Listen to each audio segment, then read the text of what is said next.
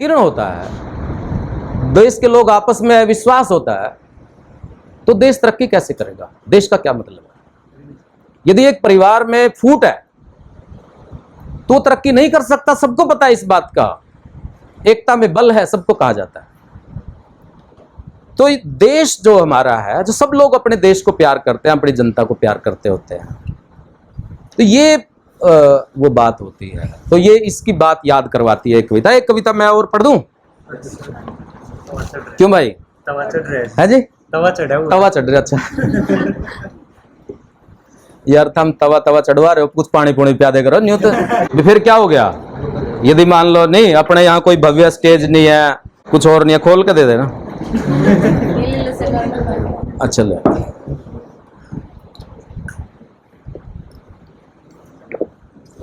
Thank you. अभी देखो, पता क्या है, जैसे हमने ये बात करी भारत माता की, अब देखिए मैं एक और कविता आपके सामने पढ़ता हूं। वो कविता भी बहुत दर्द वाली है। दूसरी कविताएं भी पढ़ेंगे, आप ये मत सोचना कि दर्द वाली पढ़ी जा रही है, क्योंकि पूरे स्वतंत्रता आंदोलन जिस टाइम पे पीक पे था, ये उस समय की कविता थी भारत माता, जब लोगों के अंदर विचार चल रहा था पूरा। गांधी जी भी आ चुके थे और गांधी जी का प्रभाव पड़ चुका था, लोगों के अंदर से भय निकल चुका था। ये उस समय की कविता है जब पूरे यौवन पे इंडिया था अपने, उसमें बौद्धिक, उसमें मतलब ये उस समय की कविता है। एक कविता मैं आपके सामने वो पढ़ता हूं कि जब देखो, आप सब लोग जानते हो देश आजाद हो गया 15 अगस्त 1947 को आजाद हो गया। तो इस देश के अंदर एक बहुत बड़ी विपत्ति पड़ी, क्योंकि जिन लोगों का ये देश गुलाम था वो ब्रिटिश थे, और वो हमेशा ही ये चाहते थे कि भी हमारे जाने के बाद भी यहाँ पे हमारा शासन बना ही रहे, हम किसी न किसी रूप में हमारी प्रेजेंस रहे। तो ये जो ट्रांसफर ऑफ पावर हुई अंग्रेजों से और भारतीय लोगों को, सत्ता हस्तांतरण हुआ, आजादी मिली, उसके बाद क्योंकि स्वतंत्रता आंदोलन के दौरान पूरी इस बात के ऊपर एक डिबेट थी, एक बहस थी, तो दो देश बने इस देश के, एक पाकिस्तान और एक भारत। अब जिन लोगों को जो मिलना था मिला, लेकिन दसियों लाख लोग उजड़े। जिस इलाके में हम हैं, हरियाणा या पंजाब, उस टाइम ये पंजाब का हिस्सा होता था इसलिए लोग पंजाबी बोलते हैं, या बंगाल जो पाकिस्तान के नजदीक लगता है, उस टाइम पे जो आजकल का बांग्लादेश है पाकिस्तान का पार्ट बना, और ये इलाका भी पाकिस्तान का पार्ट बना, पंजाब से आगे वही तो शुरू हो जाता है। तो यहां से बहुत सारे लोग गए और बहुत सारे लोग वहां से आए, वो अपनी इच्छा से नहीं, खदेड़े गए, यहां से भी और वहां से। ऐसा क्या हुआ कि लोग जो है इतने प्यार से रहते रहते और अचानक ही एक दूसरे के दुश्मन हो गए, अचानक ही एक दूसरे को मारने लगे। और विभाजन का जो दर्द है, विभाजन की जो पीड़ा है, वो इंडिया ने जिस तरह से झेली है, और हिंदी के साहित्य में किस तरीके से आया, चाहे साहनी का तमस हो या उनकी कहानियां हो, या असगर वजाहत का नाटक हो जिस लाहौर ने वेख्या हो जम्मे नहीं, या झूठा सच हो, या आधा गांव हो, और चाहे कृष्णा सोबती के उपन्यास हो, कहानियां हो, मोहन राकेश की कहानियां हो, मतलब बहुत, यशपाल के हो, कितने लेखकों ने इस पर लिखा। क्यों लिखा? इसीलिए तो लिखा कि वो जो एक आजादी की लड़ाई लड़ते लड़ते लड़ते लड़ते और क्या मिला, अचानक क्या हो गया कि एक सेलिब्रेशन के टाइम पे लोगों के लिए आजादी, बहुत सारे लोगों के लिए एक महा विपत्ति लेकर के आई। उनको अपना वतन छोड़ना पड़ा, जहां वो रहते थे उसको छोड़ना पड़ा। तो उसी उसमें एक कविता है जो शिव मंगल सिंह सुमन एक बहुत ही बड़े कवि हुए हिंदी के, और बहुत ही सस्वर गाते थे। जैसे वो एक जमाना था जब कवि मंचों पे गाते थे और लाखों लोग सुनते थे, शिव मंगल सिंह सुमन। और ये प्रगतिशील कवियों में, पहली पीढ़ी के कवियों में है शिव मंगल सिंह सुमन। बाद में वाइस चांसलर भी बने एक यूनिवर्सिटी के, और प्रिंसिपल भी रहे कॉलेज के, और बहुत अच्छी किताबें हैं, विश्वास बढ़ता ही गया, और ऐसे 3 काव्य संग्रह इनके हैं, प्रलय सृजन, इस तरह से करके। बहुत अच्छी कविताएं हैं, मतलब जैसे जैसे आप उसको पढ़ोगे वो ऐसा स्वर है जैसे जो सबसे ज्यादा हमें पसंद होता है, साधारण जन को जो पसंद होता है वो स्वर है। तो उन्हीं की एक कविता है, मेरा देश जल रहा कोई नहीं बुझाने वाला। अब मैं इसको गा नहीं सकता, गाएंगे आप लोग कभी, बहुत ही पॉपुलर धुन है वैसे। मेरा देश जल रहा कोई नहीं बुझाने वाला, घर आंगन सब आग लग रही।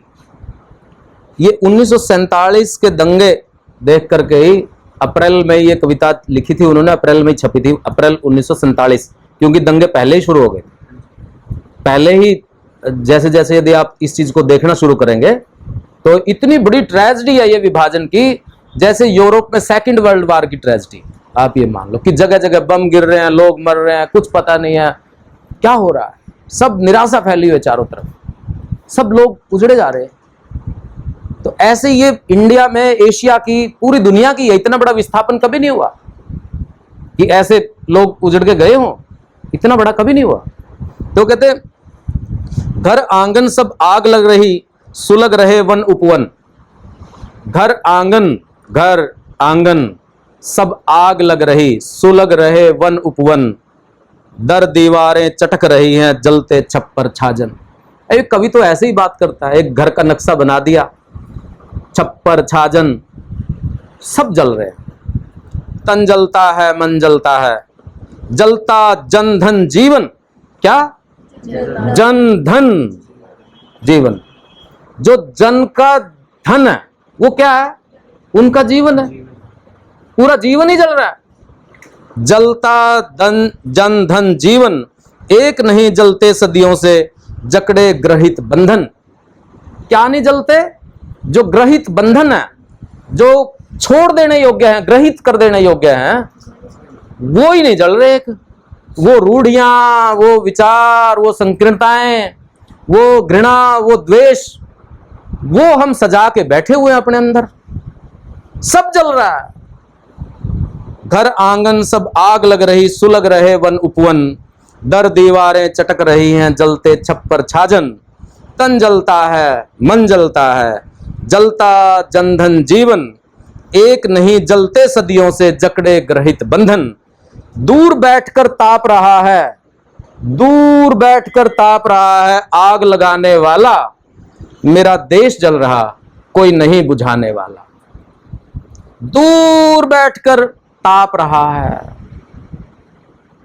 कौन लगवा रहा? क्या लोग अपने आप दुश्मन हो गए एक दूसरे के? क्या लोग अपने आप ही बहसीपना ऐसे अचानक आ जाता है? नहीं, दूर बैठकर ताप रहा है आग लगाने वाला। जब भी आग लगती है देखो कि कौन ताप रहा है और दूर बैठा। अचानक नहीं होता। इंसानों की फितरत है इकट्ठे रहना, प्यार से रहना, खुशी से रहना। व्यक्तिगत दुश्मनी अलग चीज है, वो तो परिवारों में भी ऐसी हत्याएं हो जाती हैं। लेकिन जिससे हम जानते नहीं, जिसका हमारा कोई वास्ता नहीं, उसके प्रति अचानक कैसे हमारी शत्रुताएं पैदा हो जाती? अचानक नहीं होती। वो जो ग्रहित बंधन है, जिसको हमारे बुद्धि को बांध लिया है, जिसने हमारी समझ को, चेतना को ग्रसित कर रखा है, जो जल नहीं रहे, फिर हरे हो जाते हैं, फिर उनको खाद पानी दिया जाता है। तो वो कह रहा है कि दूर बैठकर ताप रहा है आग लगाने वाला। मेरा देश जल रहा कोई नहीं बुझाने वाला।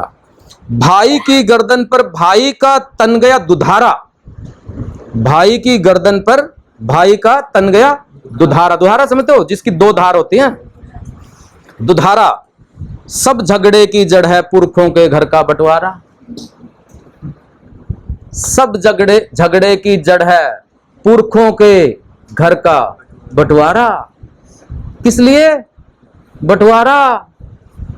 किसका बंटवारा? हमारे बुजुर्गों ने बना के दिया यार, तुम लड़े जा रहे हो। उन्होंने बना के दिया यार, तुम बेचे जा रहे हो। क्या कर रहे हो? कहता है एक अकड़ कर कहता अपने मन का हक ले लेंगे, अपने मन का हक ले लेंगे। और दूसरा कहता तिल भर भूमि न बटने देंगे। इस ये झगड़ा हो रहा है, ईगोज टकरा रही हैं। पंच बना बैठा है घर में फूट डालने वाला,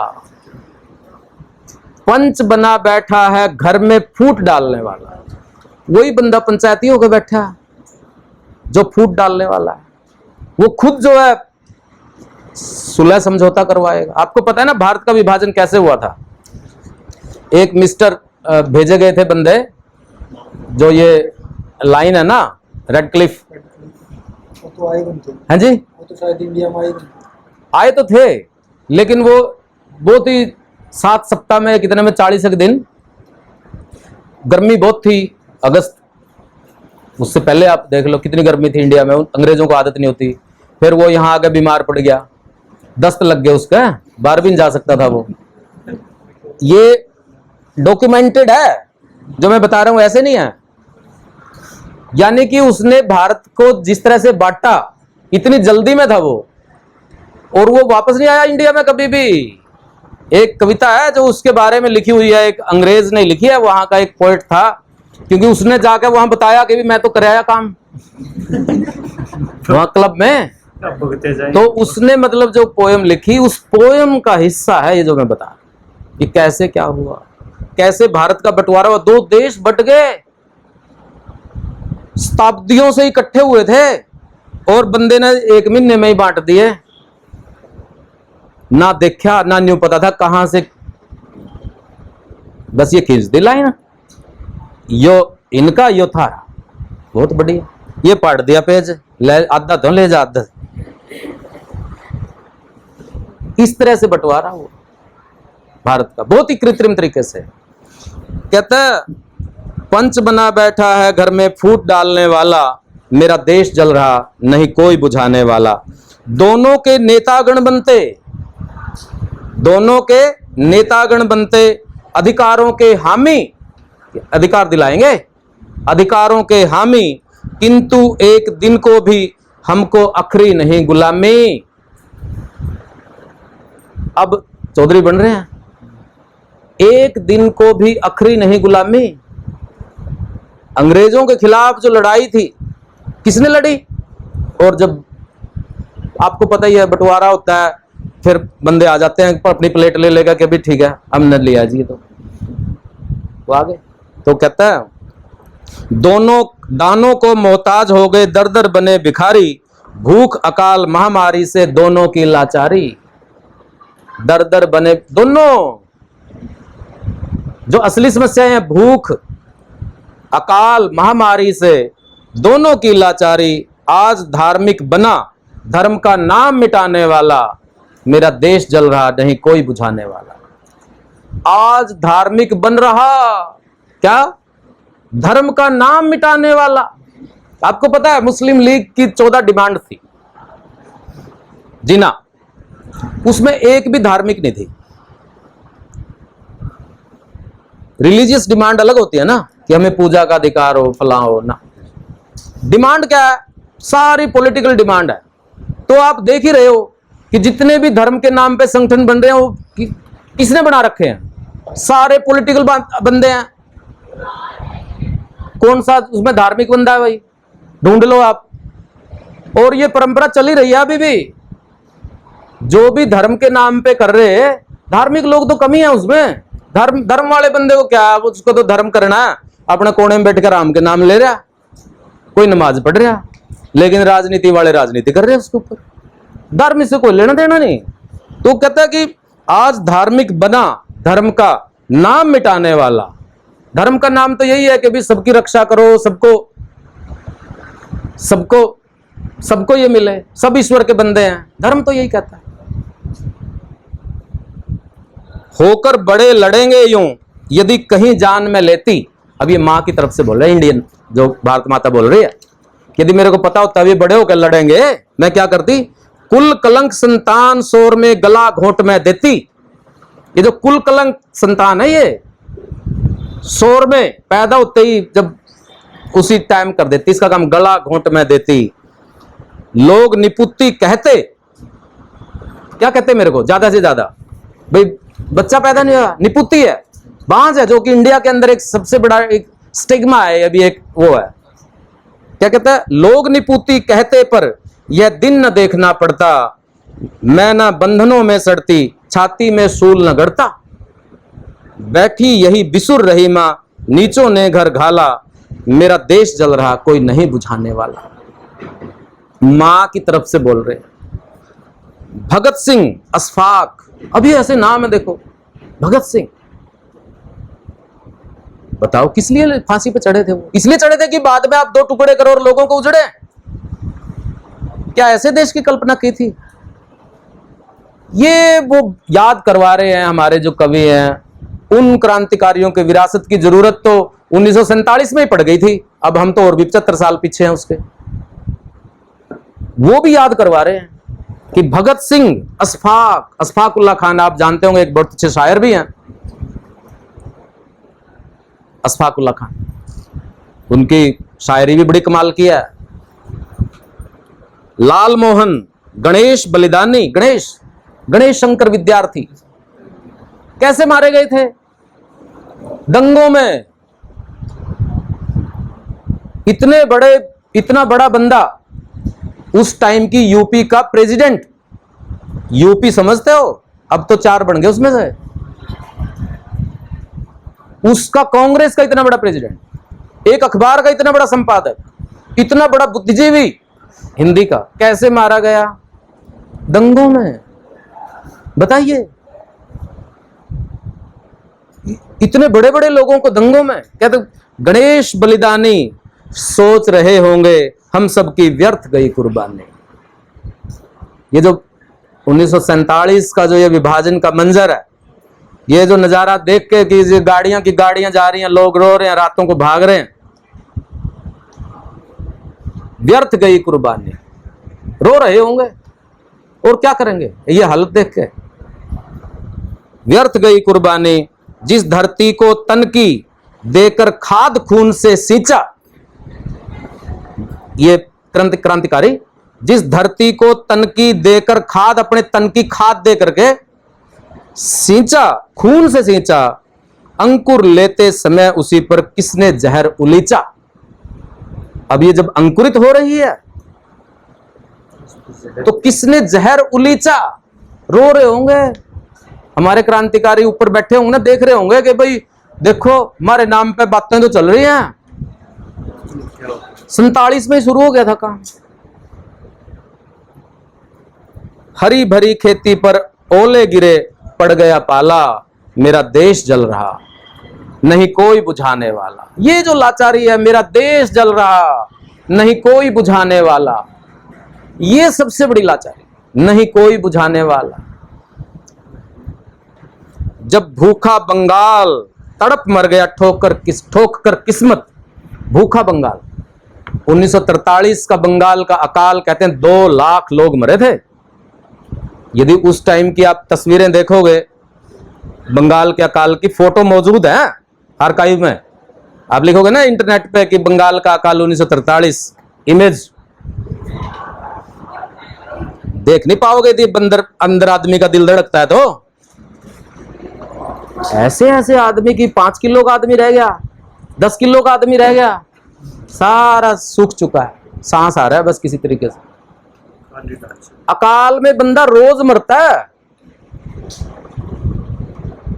वैसे मर जाए ना,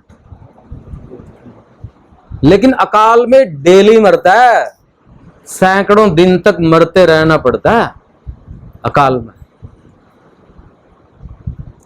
जब भूखा बंगाल तड़प मर गया, ठोक कर किस्मत, बीच हाट में बिकी तुम्हारी मां बहनों की अस्मत। ये जब 43 में और 47 में कितना डिफरेंस है, कितना अंतर है कि ये जो 43 में अभी हुआ है, याद नहीं? मां बहनों की अस्मत, जब कुत्तों की मौत मर गए बिलख बिलख नर नारी, कहां गई थी भाग उस समय मर्दानगी तुम्हारी। ये जो इतनी बड़ी बड़ी समस्याएं लोगों के सामने आती हैं, कहां चले जाते हो तुम? ये जो इतनी बड़ी बड़ी संकट आते हैं, कहां चले जाते हो? अब आगे चौधरी बनकर लेगा झंडा। ये जो हमारा कवि कह रहा है 1947 में, ये 75 साल बाद की बात नहीं है, 47 कहता है कहाँ गई थी भाग उसमें मर्दानगी तुम्हारी, तब अन्यायी का गढ़ तुमने क्यों न चूर कर डाला। मेरा देश जल रहा कोई नहीं बुझाने वाला, मेरा देश जल रहा कोई नहीं बुझाने वाला। पुरखों का अभिमान तुम्हारा और वीरता देखी। जो कह रहे हैं ना भाई, पुरखों का अभिमान तुम्हारा और वीरता देखी, राम मोहम्मद की संतानों व्यर्थ न मारो सेखी। डींगे मार रहे हैं राम भगत हूं और मोहम्मद भगत हूं, व्यर्थ न मारो सेखी, व्यर्थ न मारो सेखी। सर्वनाश की लपटों में सुख शांति झोंकने वालों। सर्वनाश, सर्वनाश समझते हो? सर्वनाश समझते हो? वही है ये। सर्वनाश की लपटों में सुख शांति झोंकने वालों, भोले बच्चों अबलाओं के छुरा भोंकने वालों। ऐसी बर्बरता का इतिहासों में नहीं हवाला, ऐसी बर्बरता का इतिहासों में नहीं हवाला। कोई एग्जाम्पल नहीं मिलता हिस्ट्री में कि जितनी आप बर्बरता दिखा रहे हो। मेरा देश जल रहा कोई नहीं बुझाने वाला। क्या कमाल कर रहे हैं हिंसा के अंदर, नए नए कितने कितनी एक्सपेरिमेंट्स और बुद्धि काम कर रही है उनकी, शैतानी बुद्धि जो है, मारने के कैसे कैसे तरीके खोज रहे। घर घर मां की कलख, पिता की आह, बहन का क्रंदन, हाय दूधमुहे बच्चे भी हो गए तुम्हारे दुश्मन। दूधमुहे बच्चे, अभी जन्म लिया है, उसको पता भी नहीं, वो भी दुश्मन हो गए, उनको भी मार रहे। दूधमुहे बच्चे भी हो गए तुम्हारे दुश्मन। इस दिन की खातिर ही थी शमशीर तुम्हारी प्यासी, मुंह दिखलाने योग्य कहीं भी रहे ना भारतवासी। दुनिया में जाके क्या बताओगे, हम महात्मा बुद्ध के देश के रहने वाले हैं, अहिंसा गांधी के देश के रहने वाले हैं, ये बताओगे जाके? मुंह दिखलाने के लिए नहीं रहे भारतवासी। इंटरनेशनल पे थू थू हो रही है क्या? कहां तो भारत से लोग जो है शांति का, अहिंसा का, सत्य का प्रेरणा लेते हैं, और कहां हम ये कुकृत्य कर रहे हैं। ये कह रहे हैं, कहते कि मुंह दिखलाने योग्य कहीं भी रहे न भारतवासी। हंसते हैं सब देख गुलामों का यह ढंग निराला। हंसते हैं सब, कौन? ये जो बाहरी दुनिया हंस रही है सब, क्या देख करके? हंसते हैं सब देख गुलामों का यह ढंग निराला है। हम गुलाम थे ना अभी, क्योंकि यह अप्रैल की कविता है, आजादी तो अगस्त में मिली, कि गुलाम कैसे लड़ रहे हैं। देखो यार, सारे ही गुलाम हो, लड़ रहे हैं। हंसते हैं सब देख गुलामों का यह ढंग निराला, मेरा देश जल रहा नहीं कोई बुझाने वाला, नहीं कोई बुझाने वाला। जाति धर्म गृहहीन, युगों का नंगा भूखा प्यासा। क्या?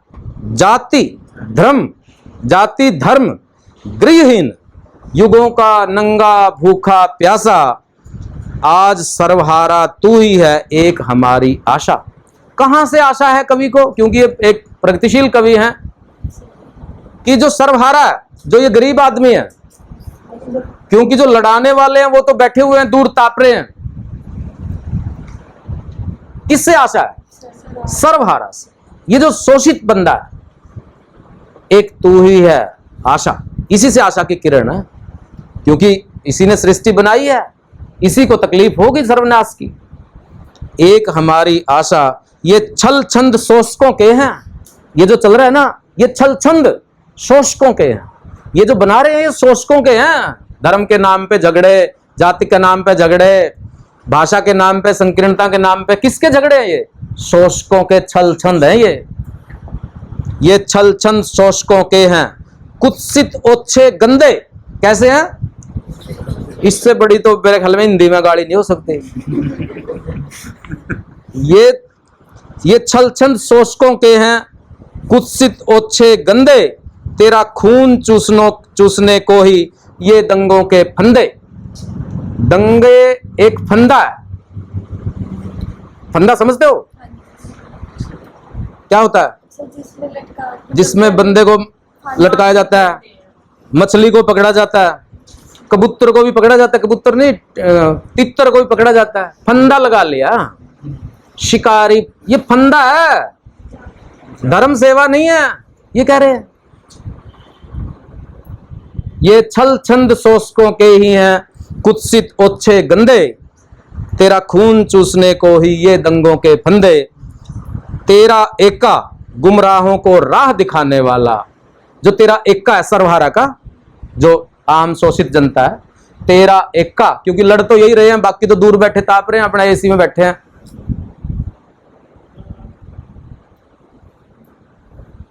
तेरा एका गुमराहों को राह दिखाने वाला। ये जो गुमराह है, राह दिखाने वाला। मेरा देश जल रहा कोई नहीं बुझाने वाला। तो ये एक छोटी सी कविता थी शिवमंगल सिंह सुमन की। अब देखिए दो कविताएं हमने पढ़ी, एक भारत माता और एक मेरा देश जल रहा नहीं कोई बुझाने वाला। आप इन दोनों में तालमेल देखिए और बिल्कुल 1857 से शुरू हो जाएगी। हर एक बड़े आंदोलन के बाद एक सांप्रदायिक दंगा हुआ है, हर बड़े आंदोलन के बाद। ये क्या तालमेल है दोनों में? यदि लोग देशभक्ति की भावना विकसित हो गई है उनके अंदर, तो कुछ ऐसा करो कि वो धर्म के नाम पे बढ़ जाएं, एक दूसरे के शत्रु हो जाएं। हर बड़े गांधी के आंदोलन के बाद एक सांप्रदायिक दंगा है इंडिया की हिस्ट्री, फ्रीडम स्ट्रगल। ये इससे आपको ये समझ में आ जाएगा कि हमारे जो फ्रीडम स्ट्रगल के दौरान के जो लेखक हैं वो किस तरह से इसको एक चुनौती मान रहे थे, इस बात को कि किस तरीके से हमारी एकता यदि नहीं बनेगी तो कैसे जो है देश अखंड, जिसको हम कहते हैं अखंड, टुकड़े ना हो जिसके, और आपस में भाईचारा भी रहे, सांप्रदायिक सौहार्द रहे, कि वो शासकों के जो कुचक्र हैं, जो उनके दुष्चक्र हैं, उनके प्रति हमेशा ही सचेत करते रहते थे।